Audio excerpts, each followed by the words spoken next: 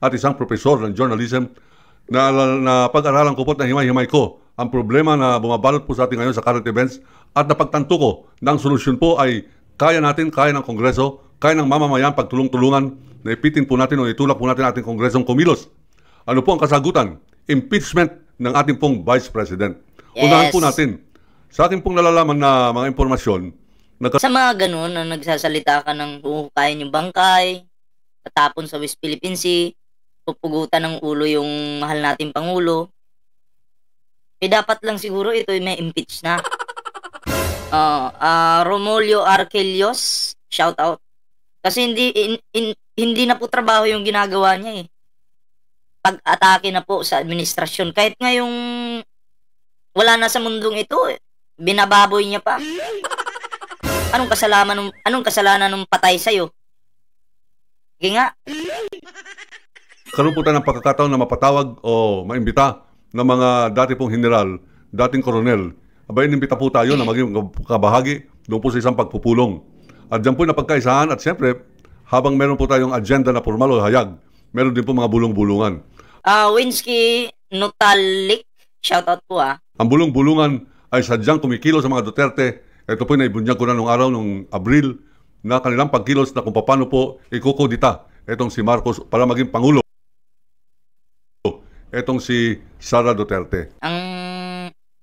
Parang ang iisa yung nasa isip namin ah. Parang ang nililigawan ng mga Duterte ngayon ay mga general. Kasi ang mga general po, sila po ang may control sa nasasakupan nila.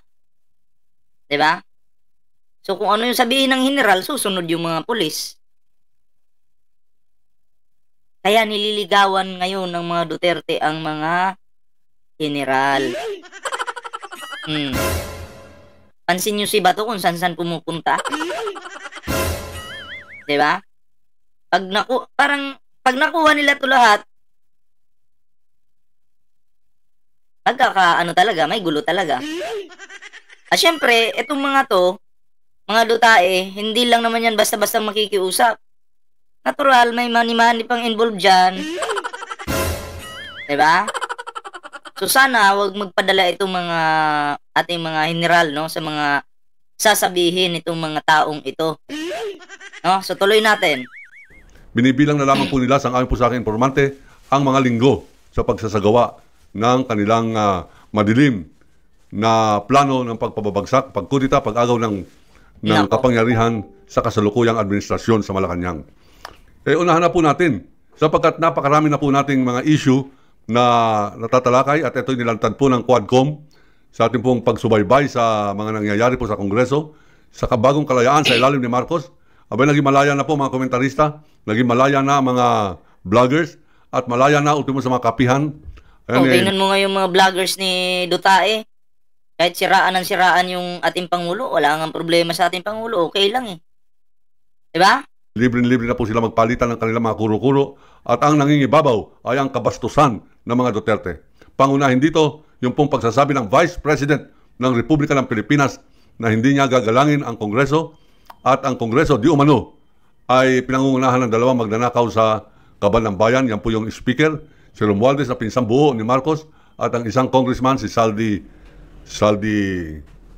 David, hindi ko matandaan yung kanyang pangalan, pero dalawa po yung pinangalanan ni Vice President Sara. Ano pong ibig sabihin? Ang ibig sabihin, pag tahimik ang Kongreso hinggil dito sa alingas-ngas na ito, ang ibig sabihin, bawat isang congressman ay kasangkot dyan po sa anomalya sa Kongreso. At pag inakusahan ni Vice President ang buong Kongreso ng pagkakasangkot, either by direct participation or by sheer indifference, abay malalim at maselan po yan. Pero sa mga hindi po nakakaintindi, mas naintindihan po nila yung sinabi ni Sara Duterte na kinakailangan ganunin si Marcos, ibig sabihin patayin o pabagsakin. At maraming meaning yun. Pwedeng gilitan sa liig, pwedeng pabagsakin nila. Marami pong meaning yan ha. Pero ang pagkakaintindi natin doon sa sinabi ni Sara, ipugot ulo talaga yun. 'Di ba? Kung siya raw po masusunod. Oy, salamat po sa 442 likes natin dyan. Yung iba hindi pa nag-like eh. Nahiya sila. Nahiya sila ba? Tuloy natin. Hayagan, nakatingin siya sa camera sa press con. Harap ng mga newspaperman, ng mga media, Sinabi niyang huhukayin Ilis Kaasi, shoutout ah. niya ang libingan ng mga bayani, bubungkalin niya ang bangkay ni Marcos at ito itatapon niya sa West Philippine Sea. Ito po, pareho ng kanyang tatay ay pinababayaan ng mga Pilipino. Sa mga kadahilan ng una, natatakot ang mga Pilipino sa Duterte. Dahil sa pagkatakot na yan, tayo po ay naaboso, ang ating pong karapatan ay hindi po ginagalang, at ang ating pagkatao ay binababoy, ang ating bansa ay pinamimigay. Ginagawa pong probinsya ng China. Abay, kung yan ang ginagawang patakaran o alituntunin ng mga Duterte, kinakailangan po iwag na natin palawigin pa ng isang araw Marlene Dawe, shoutout ah. o ilang pang panahon ang pananatili ni Sara Duterte bilang pangalawang pinakamataas na leader dito po sa ating bansa, Vice Presidency. Kinakailangan impeach na po yan. Sobrang kabastusan yan. Katunayan, pagka matino lamang ang Pilipino ng panahon ni Duterte, abay, dapat nung pa binulgar na yan. Hindi naman po tayo nagpabaya, tayo po ay hindi tumigil ng ating pong pagpipiskalize o pagiging journalist. Katunayan, nung nahirapan po tayo sa radyo, nahirapan na po tayo sa mga dyaryo, nagbukas po ako, naglabas ako ng sarili kong libro, A Country Run Like Hell. Ito po, ang cover ay si Duterte. Sabi po ni Atty. Carbonell, ng aking anak, ang libelous daw po dyan ay yung muka. Sabi ko, Grabe naman si Carbonell. Muka talaga. Nakita niyo yung muka? I-zoom nga natin, i-zoom natin. Para makita niyo. Wait lang. I-zoom natin. Ang libelous daw yung mukha. Grabe naman kayo kay Digong. Wala naman ganyan. Kayo naman, ma-hurt naman si Tatay Diggs na yan. Tatay nila. Yan o. yan ang katotohanan ng pagmumukha niyan. Si Duterte yan. At nandito mga kaibigan ang kanyang mga krimen. Yung Marawi Massacre, pagpatay, dyan po sa isang broadcaster, yung affidavit na Arturo Las Cañas na siya pong naatasan mag-mastermind ng pagpatay kay June Paul Ospala na akin pong inimbestiga sa Davao, na kung saan ako po'y binalaan ni Duterte na ako raw ay kanyang pagsasampal-sampalin. Wala akong karapatan, di umano, na mag-imbestiga sapagkat hindi naman daw po ako pulis. Abay, sinabi ko sana wag niyang gagawin yan sapagkat pag sinampal niya ako, sasampalin ko rin siya. Nagalit po yung si Duterte, siya pong hari ng Davao ng araw, siyang mayor. Sasampal-sampalin ka? Ganun naman yan eh, bunganga yan eh. Bakit hindi ka naman nasampal?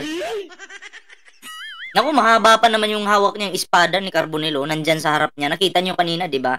I-zoom ko na kasi. Ito yung espada niyo. Digong. Ito, Digong Ito. Mahaba pa naman yung espada niyo. Nakikita mo yan? Nako. Sabagay, papalag din naman si Digong 2003, ang sabi niya, ang yabang ng taga-Maynila na ito, reporter sampay ba ako, hindi niya man nila sinabi, professor ako ng journalism sa Polytechnic University of the Philippines, pinakamalaking universidad sa buong Pilipinas, Polytechnic. Bolo. Pero matalim yan, pag tinamaan ka niyan, wasak ka talaga. Parang katulad yun yung ginamit ni Samista na mga espada ng mga ng mga kaibigan nating Muslim, di ba? University of the Philippines. Ang sabi niya, itong hambugero na patay gutom na reporter na Waldy Carbonell, naadto din sa dakbayan ng Davao para sasampalin daw ang mayor. Hinahamon ko siya ng duelo. Sa September 6, 9 o'clock sa umaga, sa harapan ng Davao City Hall sa may statwa ni Don Tomas Claudio. Hihintayin kita, mayabang ka, Carbonell. Abang in-interview po ako ng DXOO. Sabi ko, pakisabi kay mayor, hindi ako matapang pero tinatanggap ko ang kanyang hamon sa duelo. Dalawa lamang kondisyon ko. Huwag siyang gagamit ng sniper. Yung pong sniper, yan po yung patraidor na pagpatay na meron nakatagong pareho nila Bato de la Rosa sapagkat ang chief of police ng araw ay si Bato de la Rosa. Sabi ko, huwag kang gagamit ng sniper.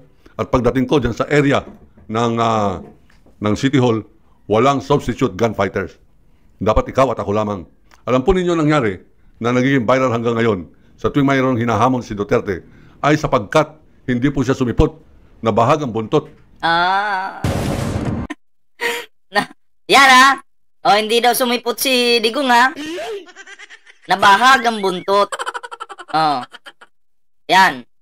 Mahirap kasi sa atin yung yung magsasalita ka lang ng kayabangan mo diyan sa social media. 'Di ba? Pag nandoon na, ikaw na mismo yung sinugod pala eh. Nagantay.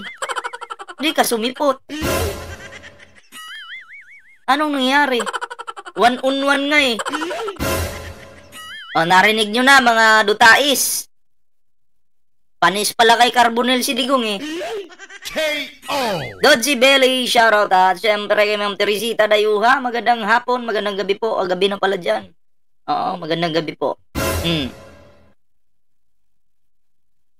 Kaya matapang ang mga Duterte sapagkat tumitiklop ang mga Pilipino. Hindi, kasi kaya matapang yung mga Duterte kasi nasa kanila yung kapangyarihan. 'Di ba? Hawak nila eh.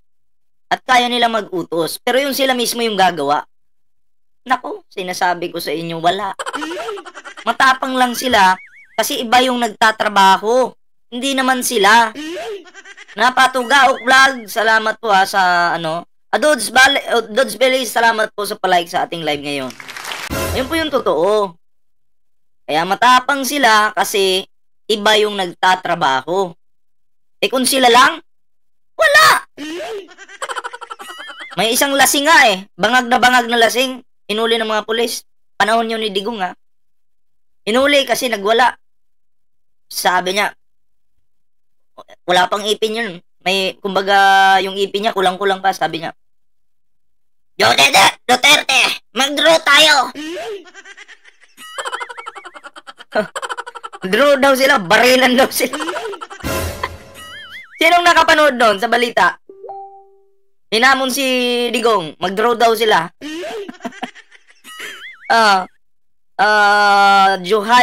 Jubaira Julkanain, shout out po tapang yan idol ko si Waldy. Yes, tuloy natin. Pinakita kong hindi ako titiklop, pinakita kong kaya kong manindigan, pinakita kong kaya kong labanan ang halimaw ng Davao, hindi po siya sumipot. Ngayon, napanood pala yun ni Ma'am Rosemary Rosales eh.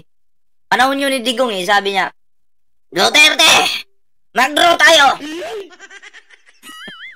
Grabe yung mata, parang ano na talaga, dilat na dilat eh. Hindi ko alam kung buhay pa yun ngayon Cheetah Pagtalibangan, shoutout po Ginaganito na naman tayo ng Vice President ng Republika ng Pilipinas. Abay, kasagutan po dyan ay impeachment, tanggalin. Pagka pangalawang Pangulo, masyado na pong abusador yan. Masyado na malaking ninakaw sa pamamagitan ng confidential funds nung siya ay secretary ng Department of Education. Pero Ma'am Cora Vidal, shoutout po po'y mas lalo nakagimbal. Napakalaki ng ninakaw niya confidential funds nung siya ay alkalde ng Davao City. Ang kanyang confidential funds, mga kaibigan, doblado ng confidential funds ng alkalde ng Maynila at ng Makating pinagsama. Ilang taon po yan? Sabihin na lang natin kahit na 6 na taon. 500,000, 480 million pesos a year, 460 million pesos a year, times 6. Napakalaki po yan. Tapos sa pagiging secretary ng Department of Education, Vice President at Vice President. Shoutout kay Sam Samu kay Edwin Salamanca. Shoutout din kay Jojo Galin. Sa loob ng 11 araw, nilustan niya yung natitirang pundo na iniwan ni Leni Robredo pagka Vice President, 125 million. Inubos niya in 11 days bago ito ma-expire at kailangan ibalik na sa National Treasury. Inubos niya na, mga kaibigan. Ang kanyang kadahilanan, umupa siya ng mga safe houses. Ano po yung safe houses? Yan po yung operation ng mga intelligence, mga espya. At ito ay nakakalaga di umano ng 1 milyon sa loob ng 11 araw.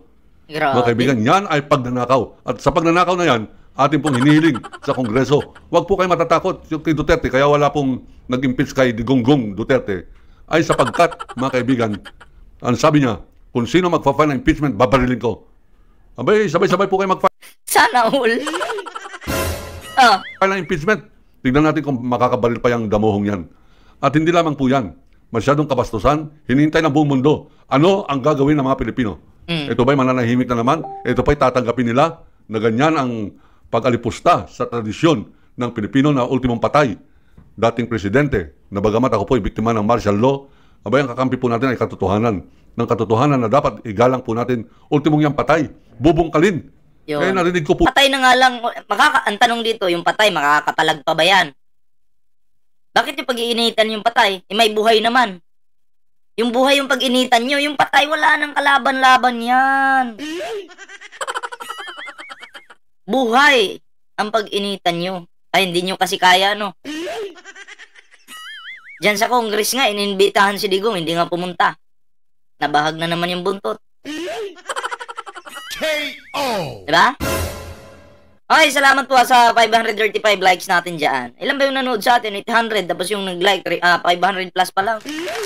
Shoutout kay Glenda Soriano, magandang gabi po. Tuloy natin. Po yan. First person narinig ko sa kanyang pananalita sa isang press con. Bubungkalin ko ang bangkay ni Marcos at itatapon ko sa West Philippine Sea. Mga kaibigan, hindi po tayo dapat Sabi ko nga, kung galit kayo kay Marcos Sr., kung galit kayo sa mga ginawa niya noon, okay lang yun, magalit kayo. Pero ang bababuyin mo yung patay, na mayapa na bababuyin mo pa, hukayin. Pambababoy na yan eh. Yun yung hindi katanggap-tanggap. Naiintindihan ko yung iba sa inyo dyan, galit kay Marcos Sr. Okay, walang problema doon. Pero yung huhukayin mo yung patay, ay ibang usapan yan. Diba?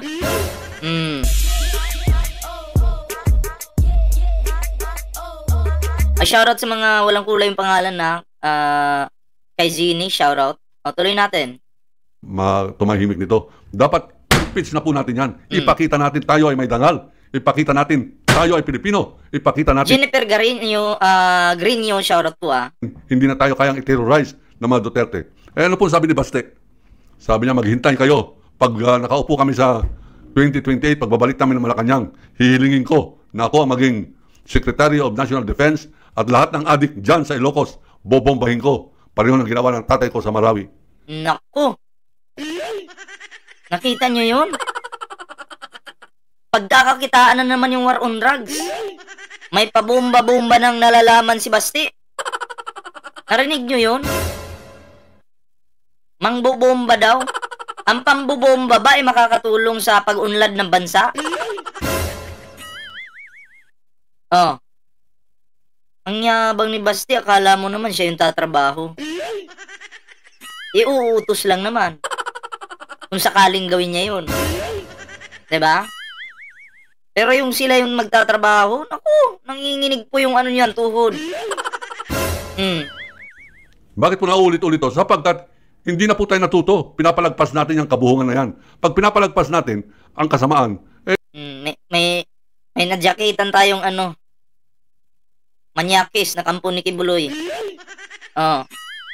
Bumuka ka, yung pamilya mo, alam mo, G-Top G, yung pamilya mo, pabukakwain mo muna dun sa harapan ni Kibuloy. Oo. Kasi wala na yun eh. Nasa kulungan Naghihirap yun ngayon, walang chicks. O di, pamilya mo na lang yung pabukakain mo dun. Ayun na, wala nang kulay yung pangalan mo Si Kibuloy daw, pang 2028. Kabubuhan mo. Ulit-ulitin po yan. Sabi nga ni Edmund Burke, isang political essayist, the only thing necessary for evil to triumph is for good men to do nothing.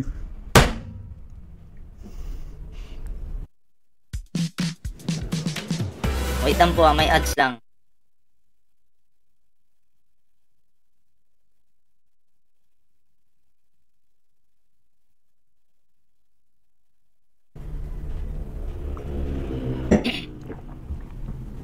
Huwag na po tayo mag-do nothing. Ngayon, manindigan tayo, lumaban tayo.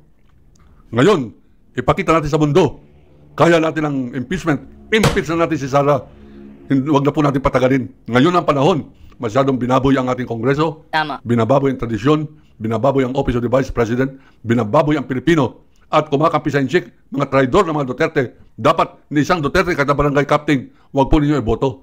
Sapat na nagkaroon po tayo ng kriminal na Pangulo. Nagkaroon tayo ng bastos na Vice Pangulo. Nagkaroon tayo ng palalo at teroristang mayor uli ng Davao. Mabuti na lang meron po nanindigan doon nung sabihin niyang, etong si General Torre, pag nakita ko to, sasampalin ko. Ang sabi ni General Torre, gawin mo na lang, wag mo nang ina-announce. At handa akong tanggapin yan. Tingnan na handa akong harapin yan. Nakita naman sila doon sa hearing sa Davao Kasi pinangunahan ni Bato yun Di naman nakasampal si Basti. Payuko-yuko pa nga habang nagkikita sila Parang multo lang si Torre noon na hindi niya nakita. Dapat di ba nakita na kayo Basti? Dapat sinampal mo na. Jopel Valdez, shoutout Nawiwili na po sila sa terorismo. Ang kasagutan laban po sa terorismo ng mga Duterte, makinig po kayo mabuti. Impeachment. ultimong ito si Bato de la Rosa, Labongo, mawawalan po yan ng poder pag na-impeach si Sara Duterte. Totoo yan. Sapagkat pinakita na po ng Pilipino, hindi na sila takot kay Digongong Duterte, hindi sila takot kay Sara Duterte, hindi sila... Dapat magkaroon din ng batasan na boboto yung mga Pilipino kung sino yung gusto mong tanggalin. Diba? Kung dapat may ganun, halimbawa, si Sara ngayon, gumagawa ng hindi ka nais-nais na mga actions, mga pananalita, o magkaroon ng butuhan kung sino yung papayag na matanggal si Sara, o eto, sino yung hindi, o eto. Dapat magkaroon ng ganun, dapat may batas na ganun, para magkaalaman. Kumbaga, magagamit mo lang siya kung ang presidente or vice president may ginawang hindi maganda, katulad ng ginawa ni Sara, bastos. Tulad ng ginawa ni Digong noon, na puro patayan na lang. Dapat may ganun Sana magkaroon ng ganung proseso. Diba? Sila takot kay Baste ay kay Pulong. Kasi kung impeachment lang antayin natin, minsan matagal eh. Tulad nito, matagal. Pero kung ang mga Pilipino na yung magde-decide, ito December, boboto tayo kung sino yung papayag na tanggalin na si Sara sa pagka-vice president, ito kayo, kung sino yung boboto, gugustuhin pa rin si Sara, ito. Di magkakaalaman. Diba?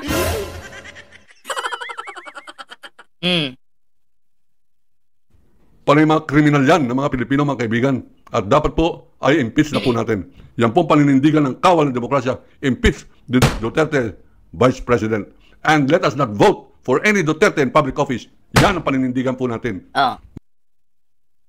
Wag na po. Kahit si Doc Willie Ong, maka Duterte yan, wag na nating iboto.